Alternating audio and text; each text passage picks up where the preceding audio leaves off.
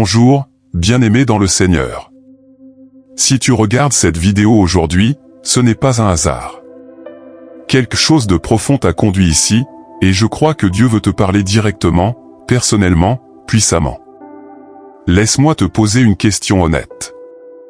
As-tu déjà prié avec ferveur pour quelque chose, jeûné, cherché Dieu de tout ton cœur, et pourtant, le miracle tarde à venir? Tu te demandes pourquoi les portes restent fermées, pourquoi les réponses se font attendre, pourquoi tu tournes en rond alors que tu fais tout ce qu'il faut. Aujourd'hui, je vais te révéler une vérité qui peut changer ta vie spirituelle pour toujours. Il existe 3 types de paroles que tu prononces peut-être chaque jour, sans même t'en rendre compte, et ces paroles bloquent littéralement tes miracles. Elles ferment le ciel au-dessus de ta vie. Elles annulent ce que Dieu avait déjà préparé pour toi. Avant d'aller plus loin, si tu es nouveau sur cette chaîne Croissance en Jésus-Christ, je t'invite à t'abonner maintenant. Clique sur la petite cloche pour recevoir toutes nos vidéos qui vont nourrir ton âme et fortifier ta foi. Et si ce message touche déjà ton cœur, mets un pouce bleu, cela nous aide énormément à toucher plus de personnes qui en ont besoin. Dans le livre des Proverbes, chapitre 18, verset 21, la parole de Dieu déclare ceci: « La mort et la vie sont au pouvoir de la langue, quiconque l'aime en mangera les fruits. » Relis cette phrase dans ton esprit. La mort et la vie, pas l'une ou l'autre selon les circonstances, mais les deux, sont au pouvoir de ta langue. Ce verset n'est pas une métaphore poétique pour embellir un sermon. C'est une loi spirituelle absolue, établie par Dieu lui-même. Tes paroles ne sont jamais neutres.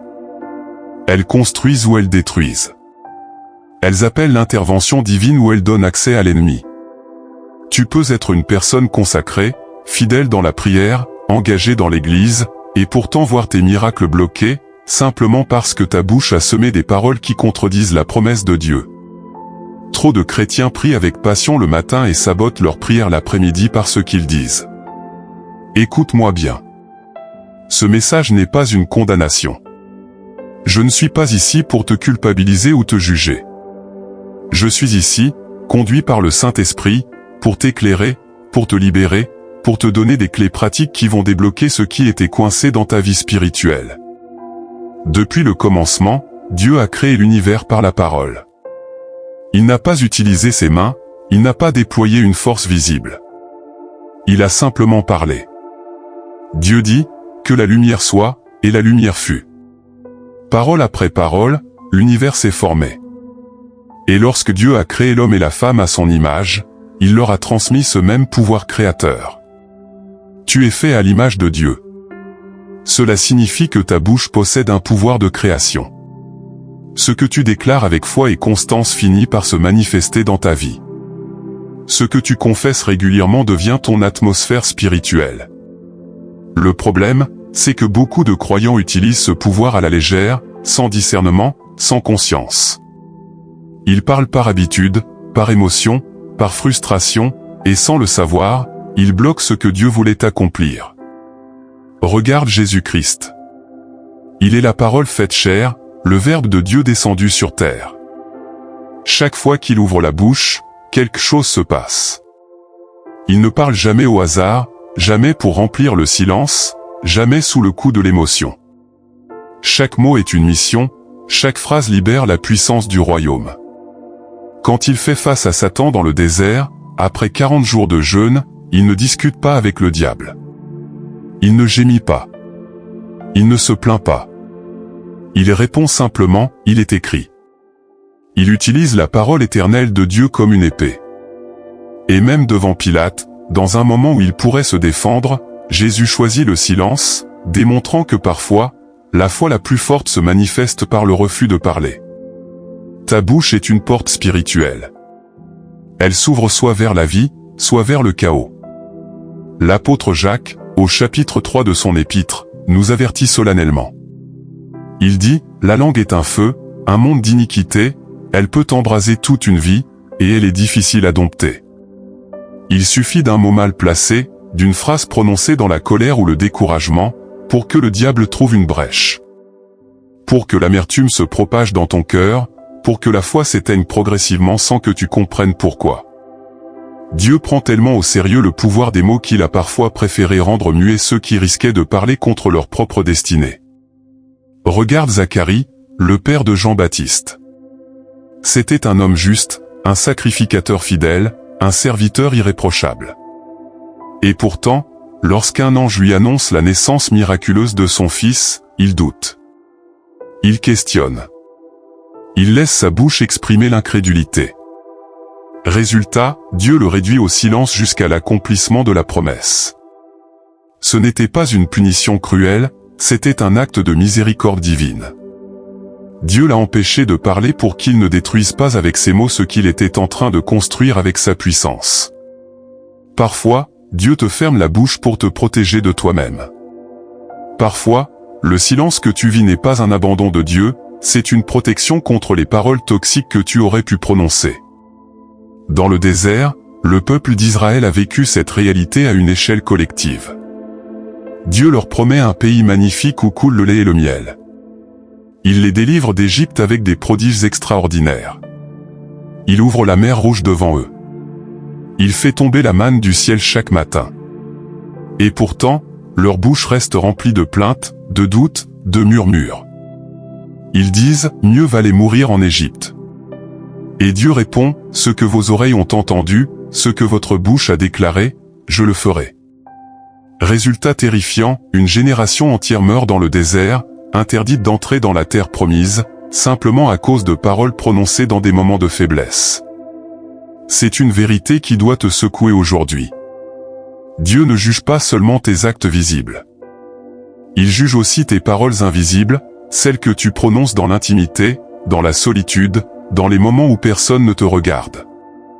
Même Moïse, après 40 ans de fidélité exemplaire, voit la terre promise de loin mais n'y entre pas. Pourquoi? Parce qu'à un moment de grande frustration, il a parlé avec colère. Il a frappé le rocher au lieu de lui parler comme Dieu l'avait commandé. Sa langue non maîtrisée lui a coûté son héritage terrestre. Alors laisse-moi te poser cette question encore une fois. Que dis-tu quand personne ne t'écoute? Que déclares-tu quand tu es fatigué, découragé, blessé? Que murmures-tu dans ton cœur quand la réponse tarde à venir? Tes paroles secrètes ont autant de poids spirituel que tes déclarations publiques. Tu peux dire Amen à l'église le dimanche et dire je n'y arriverai jamais le lundi. Et dans l'invisible, les anges se retirent. Les promesses s'arrêtent, non pas parce que Dieu t'a oublié, mais parce que tes propres mots ont changé l'atmosphère. Écris maintenant dans les commentaires cette phrase puissante, « Seigneur, purifie ma bouche, que mes paroles attirent ton miracle. » Ne passe pas à côté de cela. Écris-le, déclare-le, scelle-le dans ton esprit. Maintenant que tu comprends le poids spirituel de tes paroles, il est temps de découvrir concrètement quels sont ces 3 types de paroles qui bloquent tes miracles. Reste concentré, car ce qui suit va te réveiller. La première parole qui bloque ton miracle, c'est la parole de plainte constante. Écoute-moi bien. Je ne parle pas d'exprimer honnêtement une difficulté à Dieu dans la prière. Je parle de cette habitude de te plaindre continuellement, publiquement, devant les gens, sur les réseaux sociaux, dans tes conversations quotidiennes. Quand tu te plains constamment, tu crées une atmosphère de mort autour de ta vie. La plainte est comme un poison spirituel qui contamine tout ce que tu touches. Elle repousse la grâce, elle éteint la foi, elle bloque l'intervention divine. Le peuple d'Israël a manqué la terre promise à cause de ce péché précis. Ce n'était pas un manque de puissance de Dieu. Ce n'était pas une absence de miracle. C'était leur bouche remplie de murmures incessants.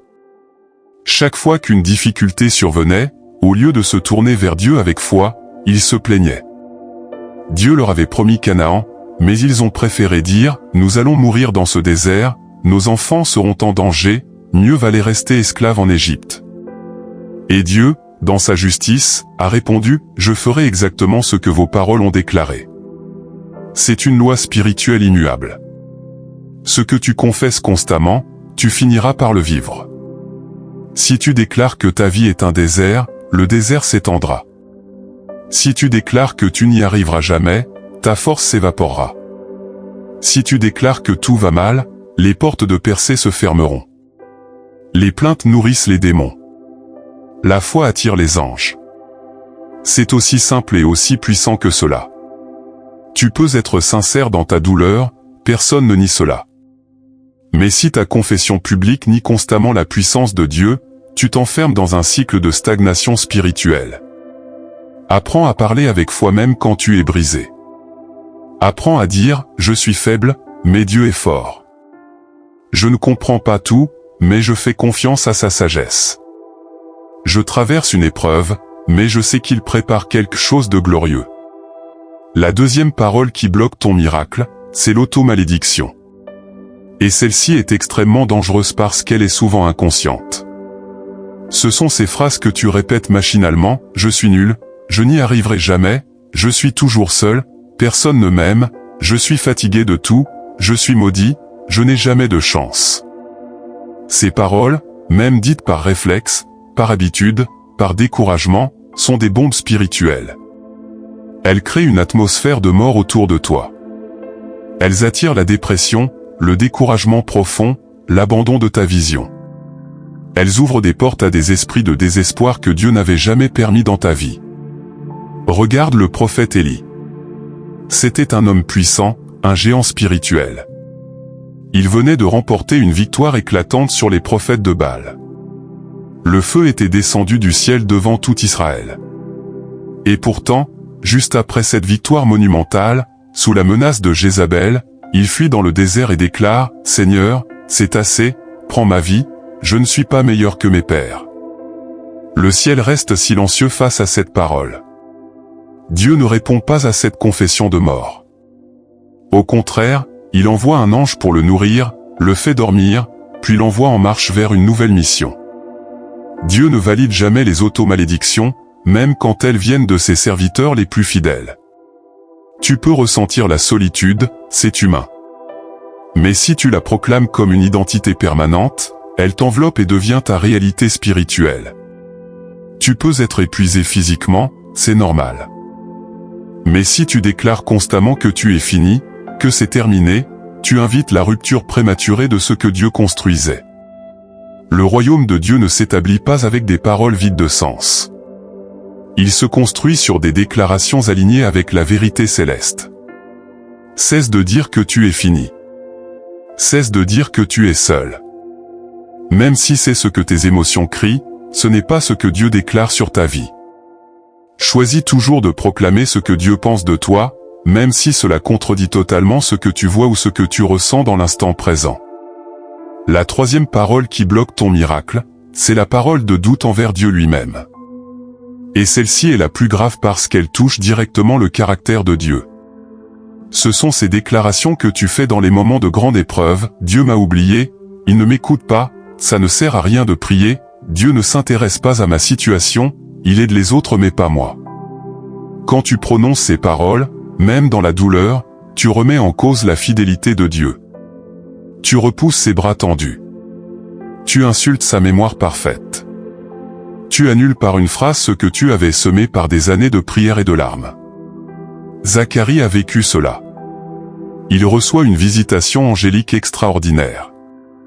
L'ange Gabriel lui-même se tient devant lui et lui annonce un miracle, sa femme âgée et stérile va enfanter un fils qui sera rempli du Saint-Esprit dès le ventre de sa mère. Et pourtant, Zacharie doute. Il questionne l'ange. Il parle comme un homme désabusé qui a perdu espérance. Dieu le rend muet immédiatement. Ce n'était pas de la vengeance divine. C'était de la miséricorde pure. Dieu ne pouvait pas laisser ce sacrificateur continuer à parler contre sa propre bénédiction.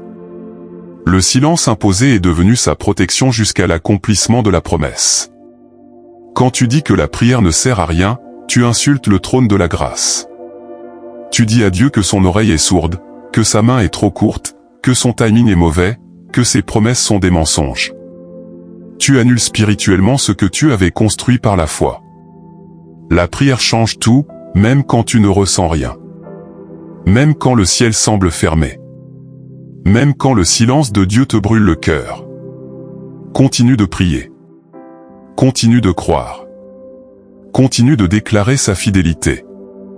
Celui qui déclare que ça ne sert à rien de prier remet en cause le cœur même de Dieu, et il se coupe lui-même de la source de toute bénédiction. Alors arrête maintenant. Arrête de te plaindre constamment. Arrête de t'auto-maudire avec tes propres paroles. Arrête de douter de la fidélité de Dieu. Ces 3 types de paroles sont des verrous spirituels sur ta destinée. Si tu as reconnu l'une de ces paroles dans ta vie, ne t'enfonce pas dans la culpabilité. Dieu ne te condamne pas. Il t'appelle à te relever, à changer de langage, à entrer dans une nouvelle saison où ta bouche devient un canal de bénédiction et non plus un obstacle. Partage cette vidéo maintenant avec quelqu'un qui en a besoin. Tu peux être l'instrument que Dieu utilise pour libérer une personne de l'emprise de ses propres paroles toxiques. Clique sur partager, envoie ce message à 3 personnes dans ta liste de contacts. C'est un acte d'amour spirituel. Dans la prochaine section, je vais te montrer comment inverser complètement cette dynamique. Comment transformer ta bouche en source de vie. Comment activer la puissance créatrice de Dieu à travers tes déclarations quotidiennes. Ne bouge pas, reste avec moi. Maintenant que tu as identifié les 3 types de paroles qui bloquent tes miracles, il est temps d'apprendre comment transformer radicalement ton langage spirituel. Parce que Dieu ne t'a pas seulement appelé à éviter le mal, il t'a appelé à proclamer le bien, à déclarer la vie, à prophétiser sur ton propre avenir. La première clé pour libérer la puissance de ta bouche, c'est d'apprendre le silence stratégique. Le silence n'est pas une faiblesse, c'est une arme spirituelle redoutable. Ce n'est pas parce que tu ne ressens rien, c'est parce que tu refuses de donner du pouvoir à des émotions passagères. Regarde Marie, la mère de Jésus. L'ange Gabriel lui annonce une grossesse miraculeuse, surnaturelle, divine. Elle aurait pu courir partout pour raconter cette nouvelle extraordinaire. Mais que fait-elle? L'Évangile nous dit qu'elle gardait toutes ces choses et les méditait dans son cœur. Marie protège la promesse par le silence. Elle comprend qu'il y a des révélations qui doivent mûrir dans le secret avant d'être exposées publiquement. Elle sait que toute promesse divine a besoin d'une période de gestation spirituelle, et que le silence est la matrice où les miracles prennent forme. Même lorsqu'elle ne comprend pas tout, elle choisit l'adoration silencieuse plutôt que l'agitation. Elle choisit la méditation profonde plutôt que l'exposition prématurée. Et c'est dans ce silence sanctifié que le Fils de Dieu prend chair en elle. Toi aussi, tu dois apprendre à te taire quand tout en toi veut parler. Quand quelqu'un te provoque, tais-toi. Quand on t'accuse injustement, garde le silence et laisse Dieu te défendre. Quand on te demande de te justifier constamment, refuse et fais confiance au jugement de Dieu. Le silence peut être plus puissant que 1000 paroles. Jésus face à Pilate ne répond pas. Ce n'était pas de la faiblesse, c'était de la maîtrise spirituelle absolue. Son silence était plus éloquent que tous les discours du monde. La deuxième clé, c'est de remplacer immédiatement toute parole toxique par une déclaration de foi. Ne laisse jamais une phrase négative flotter dans l'atmosphère sans la corriger. Si tu dis par habitude « je n'y arriverai pas », reprends-toi immédiatement et déclare « non, je peux tout par Christ qui me fortifie ». Si tu dis « je suis seul », corrige-toi et proclame « Dieu a dit, je ne te délaisserai point et je ne t'abandonnerai point ». Si tu dis « c'est impossible », inverse et annonce « à Dieu, tout est possible, et je crois qu'il agit maintenant dans ma situation ». Ce n'est pas de la pensée positive bon marché. Ce n'est pas de l'autosuggestion psychologique. C'est de la foi biblique en action. C'est l'application pratique du principe de Romains chapitre 4, verset 17, où il est écrit que Dieu appelle les choses qui ne sont point comme si elles étaient. Tu es appelé à parler comme Dieu parle. À déclarer ce qui doit être, et non pas à répéter ce qui est. À proclamer la victoire avant de la voir, à annoncer la guérison avant de la ressentir, à confesser la percée avant qu'elle se manifeste. La troisième clé, c'est d'établir un décret personnel de percée que tu vas proclamer chaque matin. Un décret, c'est une déclaration officielle, solennelle, chargée d'autorité spirituelle. Job chapitre 22, verset 28 dit, « Prends une décision, et elle te réussira, sur tes sentiers brillera la lumière. » Laisse-moi te donner un exemple de décret que tu peux adapter à ta situation. Chaque matin, avant de commencer ta journée, déclare à haute voix, « Je suis enfant de Dieu, racheté par le sang de Jésus-Christ. Je marche dans la faveur divine. Les portes fermées s'ouvrent devant moi. Les montagnes s'abaissent sur mon chemin. Je porte du fruit en toute saison. Ma famille est bénie. Ma santé est restaurée. Mes finances sont sous la bénédiction du ciel. Je ne manquerai de rien car l'Éternel est mon berger. Partout où je pose mes pieds, Dieu établit son royaume. Je suis la tête et non la queue. Je suis au-dessus et non en dessous. Cette journée m'appartient au nom de Jésus.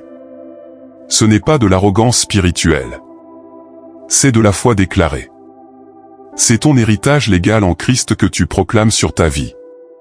Quand tu parles ainsi avec foi, les anges reçoivent des ordres de mission. Le ciel se met en mouvement. L'ennemi recule parce qu'il entend l'autorité de Dieu dans ta voix. La quatrième clé, c'est de purifier ton entourage verbal. Ce que tu écoutes influence ce que tu dis. Si tu passes ton temps avec des gens qui se plaignent constamment, qui critiquent tout, qui rabaissent les autres, tu finiras par parler comme eux. Les mauvaises paroles corrompent les bonnes habitudes spirituelles. Entoure-toi de personnes qui parlent avec foi, de voix qui élèvent, d'âmes qui te rappellent les promesses de Dieu quand tu es découragé. Éloigne-toi des discussions stériles, des débats toxiques, des conversations remplies de peur et de découragement. Remplace tout cela par des paroles de feu. Écoute des enseignements bibliques solides. Immerge-toi dans des cantiques de louange. Lis les psaumes à haute voix. Laisse la parole de Dieu remplir ton environnement sonore et spirituel. La foi vient de ce qu'on entend, selon Romains chapitre 10, verset 17. Et ce que tu entends quotidiennement détermine ce que tu vas déclarer dans les moments critiques. Tu ne peux pas construire un palais de lumière avec un vocabulaire de ténèbres. La cinquième clé, c'est de sanctifier ton langage quotidien ordinaire. Il ne s'agit pas seulement de ce que tu dis dans la prière ou à l'église. Il s'agit de ce que tu dis à la maison, au travail, dans tes relations, dans ta voiture, partout. Ce que tu dis aux autres est aussi spirituel que ce que tu dis à Dieu. Apprends à bénir et non à critiquer. Apprends à relever et non à rabaisser. Apprends à encourager et non à accuser continuellement. Parle à ton conjoint avec amour et respect. Parle à tes enfants avec foi et vision pour leur avenir. Parle à tes collègues avec grâce et sagesse. Tes mots doivent devenir un canal de miséricorde céleste et non une arme de blessure. Quand tu parles, que les autres entendent le ton du ciel dans ta voix. Quand tu t'exprimes, que les gens ressentent la paix de Christ qui émane de toi. Évite les sarcasmes blessants, les jugements hâtifs, les mots durs et inutiles. Le langage du royaume de Dieu est rempli de douceur, de sagesse, de puissance maîtrisée et de feu saint. Utilise tes lèvres pour construire des vies, pour soigner des cœurs brisés, pour éveiller la foi endormie chez ceux qui t'entourent. Même dans les moments d'incompréhension ou de conflit, choisis de dire la vérité dans l'amour, selon Éphésiens chapitre 4, verset 15. Ne mens pas, mais ne blesse pas non plus. Parle avec clarté mais aussi avec compassion. Écris maintenant en commentaire, « Ma bouche est un instrument de guérison ». Déclare-le publiquement. Cela scelle ton engagement devant Dieu et devant la communauté spirituelle qui te soutient. Dans la dernière section, nous allons prier ensemble une prière puissante de transformation. Une prière qui va purifier ta bouche, libérer ta langue, et déclencher une nouvelle saison de miracles dans ta vie. Reste jusqu'au bout, car ce qui vient est décisif pour ton avenir spirituel. Nous arrivons maintenant au moment le plus important de cette vidéo. Le moment où la révélation se transforme en action, où la connaissance devient transformation, où l'enseignement produit un changement réel et durable dans ta vie. Tu as compris la puissance de tes paroles. Tu as identifié les 3 types de paroles toxiques qui bloquent tes miracles. Tu as reçu 5 clés pratiques pour transformer ton langage spirituel. Maintenant, il est temps de sceller tout cela par une prière de purification et d'activation. Mais avant de prier ensemble, laisse-moi te lancer un défi prophétique. Un défi qui va tester ta détermination et activer la puissance de Dieu dans ta bouche. Pendant les 7 prochains jours, à partir d'aujourd'hui, je te mets au défi de ne prononcer aucune plainte. 0 plainte pendant 7 jours complets. Pas une seule phrase négative sur ta vie, sur ton entourage, sur ta situation financière, sur ta santé, sur rien. Si une plainte monte dans ta gorge, transforme-la immédiatement en louange. Si un découragement surgit, transforme-le instantanément en prière de foi. Si une critique acide veut sortir, remplace-la par une bénédiction. 7 jours sans plainte. C'est difficile, je le sais. Mais c'est précisément dans cette difficulté que ta foi va grandir. C'est dans cet effort conscient que ton langage va être reprogrammé spirituellement. Deuxième partie du défi, chaque matin pendant ces 7 jours, avant de regarder ton téléphone, avant de parler à qui que ce soit, prends 3 minutes pour déclarer à haute voix les promesses de Dieu sur ta vie. Utilise le décret que je t'ai donné, ou crée le tien en t'inspirant des Écritures. Dis-le même si tu ne le ressens pas, dis-le même si le diable te crie le contraire dans tes pensées. Dis-le par obéissance, par foi, par détermination. Et tu verras, jour après jour, ces paroles vont créer une nouvelle atmosphère autour de toi. Troisième partie du défi, partage cette vidéo avec au moins 3 personnes de ton entourage qui ont besoin de ce message. Cela peut être un ami découragé, un membre de ta famille en épreuve, un collègue qui traverse une difficulté. Tu peux être le canal que Dieu utilise pour libérer quelqu'un de l'emprise de ses propres paroles destructrices. Et enfin, écris dans les commentaires cette phrase d'engagement, « J'accepte le défi de 7 jours, ma bouche ne sera plus un piège mais une clé. » Écris-le publiquement. Cet engagement visible renforce ta détermination et crée une alliance spirituelle. Maintenant, préparons nos cœurs pour la prière. Si tu es debout, reste debout. Si tu es assis, c'est bien aussi. Mais ouvre ton cœur complètement. Cette prière n'est pas une formule magique, c'est une rencontre avec le Dieu vivant qui veut transformer ta bouche en instrument de sa gloire. Ferme les yeux un instant. Respire profondément. Laisse toute distraction s'éloigner. Et maintenant, répète cette prière après moi, à haute voix si possible, avec foi et sincérité. Père céleste, Dieu tout-puissant, Créateur du ciel et de la terre, je viens devant toi au nom de Jésus-Christ. Je reconnais que j'ai péché par ma langue. J'ai prononcé des paroles qui ont attristé ton cœur. J'ai déclaré des choses qui ont bloqué mes miracles. J'ai murmuré au lieu de te louer. J'ai douté au lieu de croire. J'ai critiqué au lieu d'encourager.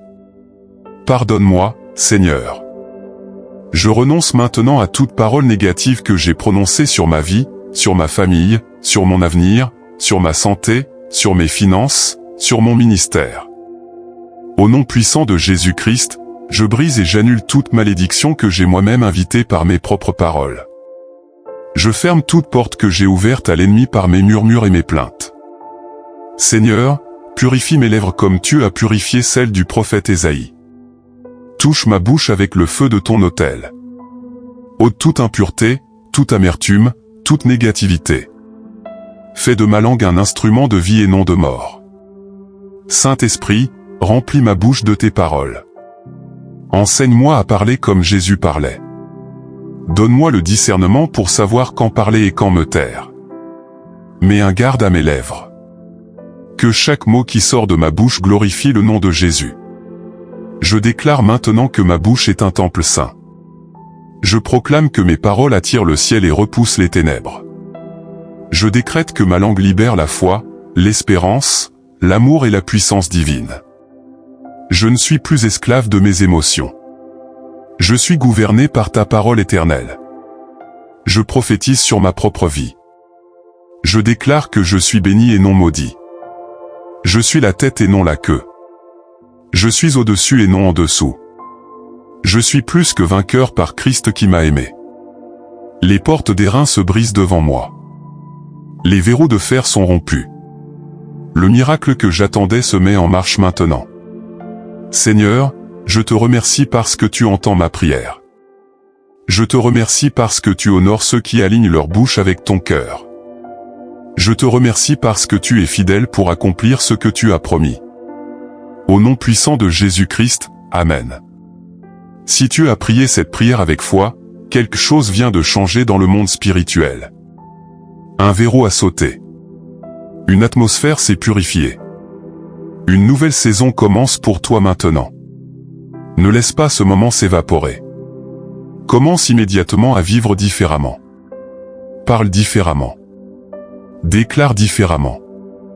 Et tu verras, les miracles qui tardaient vont commencer à se manifester. Avant de terminer, je veux te donner une dernière histoire qui va sceller ce message dans ton cœur. Il était une fois un homme qui priait depuis des années pour une percée financière. Il jeûnait, il donnait ses offrandes, il servait fidèlement à l'église. Mais rien ne changeait. Un jour, un homme de Dieu lui dit, « Écoute-toi parler pendant une semaine. » L'homme accepta. Et à sa grande surprise, il réalisa qu'il disait chaque jour, « Je n'ai jamais d'argent, je suis toujours dans le besoin, l'argent ne reste jamais avec moi. » Il répétait cela machinalement, sans conscience. Ce jour-là, il comprit. Ce n'était pas Dieu qui bloquait sa bénédiction. C'était sa propre bouche qui fermait les robinets célestes. Il décida de changer radicalement. Chaque matin, il se levait et déclarait, « Je suis béni financièrement, l'argent vient à moi de sources multiples, Dieu pourvoit à tous mes besoins selon sa richesse en gloire. » Il le répétait même quand son compte était vide. Il le proclamait même quand les factures s'accumulaient. 6 mois plus tard, il reçut une promotion inattendue. Puis une opportunité d'investissement. Puis un héritage qu'il ne connaissait pas. En un an, sa situation financière avait complètement changé. Quand on lui demanda ce qui s'était passé, il répondit simplement, « J'ai arrêté de parler comme un pauvre et Dieu m'a traité comme un héritier. » Toi aussi, parle comme un héritier du royaume. Parle comme un fils, comme une fille du roi des rois. Parle comme une voix prophétique sur cette terre. Et regarde ce que Dieu va faire dans ta vie. Si cette vidéo t'a touché, si elle a changé ta perspective, si tu sens que Dieu t'a parlé personnellement, alors fais 3 choses maintenant. 1. Abonne-toi à cette chaîne Croissance en Jésus-Christ et active la cloche de notification. 2. Mets un énorme pouce bleu pour que cette vidéo touche encore plus de personnes. 3. Partage-la immédiatement avec au moins 3 personnes. N'oublie pas, écris en commentaire ta déclaration de foi, ton engagement dans ce défi de 7 jours. Reviens dans une semaine pour témoigner de ce que Dieu a fait dans ta vie simplement parce que tu as changé ton langage. Je prie que le Seigneur Jésus-Christ te bénisse abondamment, qu'il fasse briller sa face sur toi, qu'il établisse sa paix profonde dans ton cœur, et qu'il transforme ta bouche en source de vie éternelle. Au nom du Père, du Fils et du Saint-Esprit, Amen. Que Dieu te garde jusqu'à la prochaine vidéo. Continue de croître en Jésus-Christ.